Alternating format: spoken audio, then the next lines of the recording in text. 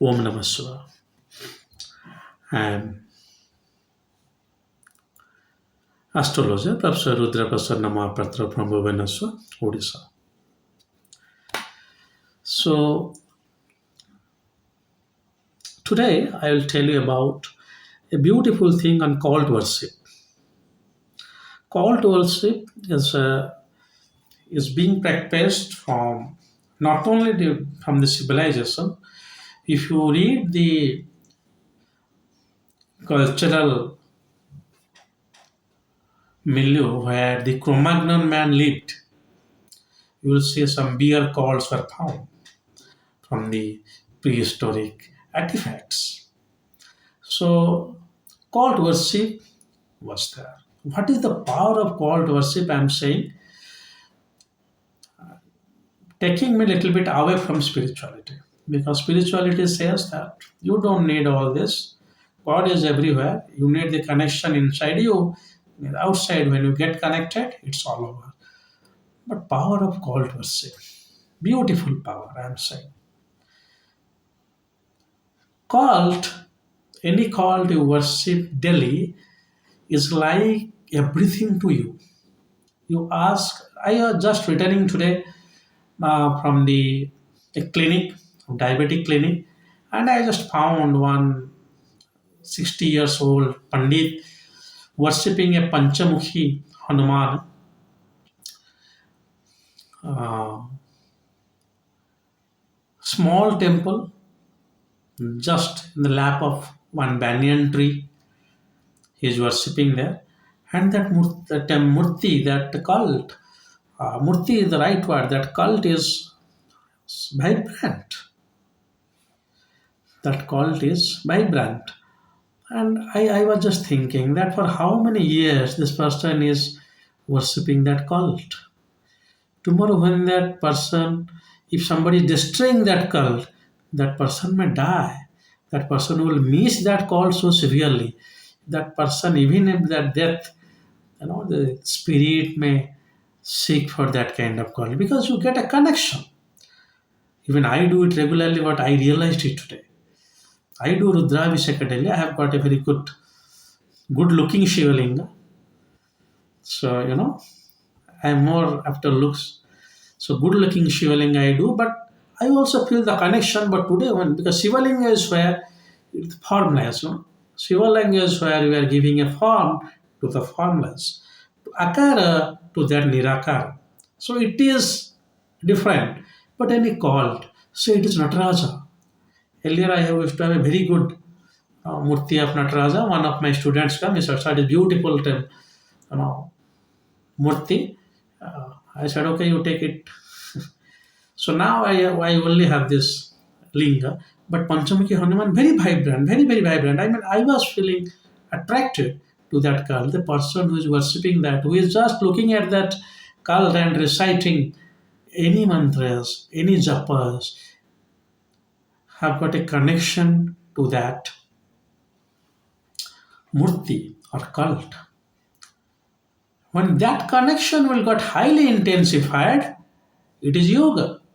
Example, Ramakrishna Paramahamsa. People say that during my younger days, my grandfather, Professor Nityananda Rai, Professor of English, Utkal Universities, many of the books you see in my bookshelves are his legacy. I mean, I'm not borrowed from him. He guided me, I purchased it. He used to say, when Ramakrishna looks at the cult of Dakshineswar Kali, there were tears in Ramakrishna's eyes. Ramakrishna is crying. What's the pain? No. This is the year of ecstasy. That means you are getting connected to the cult, by the cult. You are getting connected by the cult. You are connected. You are definitely getting the same thing when you Rudraksha, when Shiva is sitting in the dhyana, the tears of ecstasy. So those are the tears of ecstasy, tears of blissfulness, Ananda, Paramananda, Chidananda, Satyananda, Vivekananda. So that is why Ananda is associated with many of the Swamis in India. Abhedananda, Purnananda, Nitya, and my grandfather Nityanand.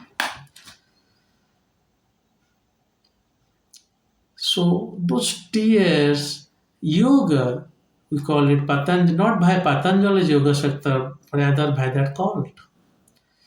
That cult is personified, that cult has got energy, that cult has got everything just like a simple human being for that person. This is the power of cult worship. That is why I always recommend to have a very good figurine of any god who is your Ishtha. Somebody was asking in a podcast in the YouTube, said you must worship your Ishtha, your Kula Devata, and some other Devata, three Devatas you must do. So what the difference? What he was saying that who is your Ishtha? He's saying that the God you are connected. You close your eyes and for that fraction of second, whichever God is the cult, of course the cult is coming to your heart. He is your Ishta. You sleep, your Ishta. You wake up, your Ishta. You leave, your Ishta. So that is the connection. How to know that? Yes, he was asking that person how to know that. He's saying you get connected. No. Whenever I am saying up, you think of your Bhagavan and you close your eyes and you see Lord Mahadeva, Lord Vishnu, Goddess Saraswati. He or she is your Ishta. Now, for this man, that cult is everything. So, you have a beautiful figurine of your Ishta. You just chant a candle, chant a diya, because people nowadays don't have the time to make the ghee lamps. Fine, you have got a tea light candle, light it. Just look at that cult, you will see connected. There will be days when you cannot survive without that cult.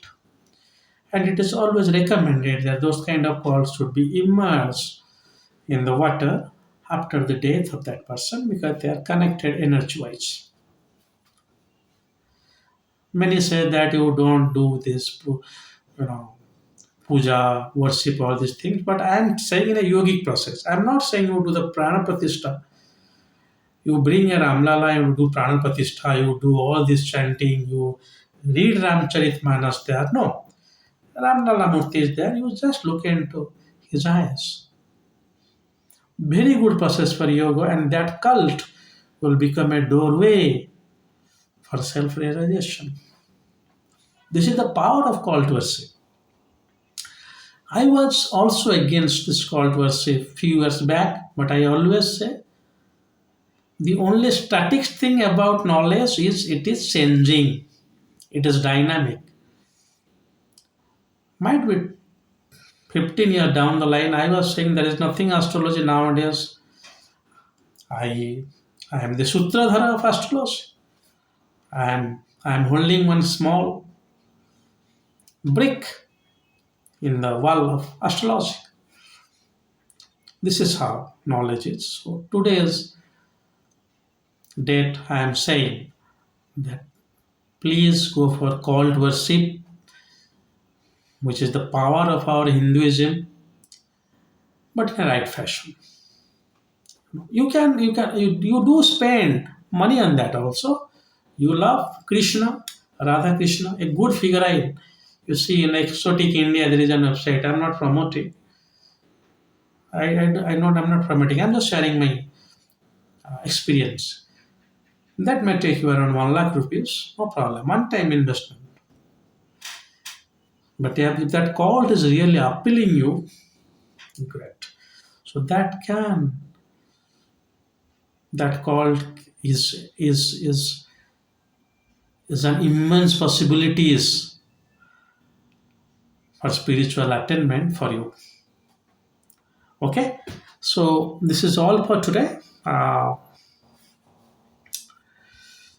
Please share the video irrespective of your personal judgment of liking or disliking it. Informative comments are welcome. comments regarding your consultation, comments those are in praise of me. Sorry, you are really saying you are a scholar, other things. Please do not write those things. Anything informative, like somebody was asking that Rudraksh is for imbibing the good or exerting the negatives. Good. So those kind of comments you do give, but not this kind of irrelevant, unnecessary comments. I'm open to consultation, so do not write your own biodata in my comment box. I am saying and I will say so because this is my duty to take charge over my YouTube channel and fix rules for it. So, anyway, this is all for today. If Lord Mahadeva wants, I will come up with another new video soon. Till then, God bless you all. Om Namah Shivaya.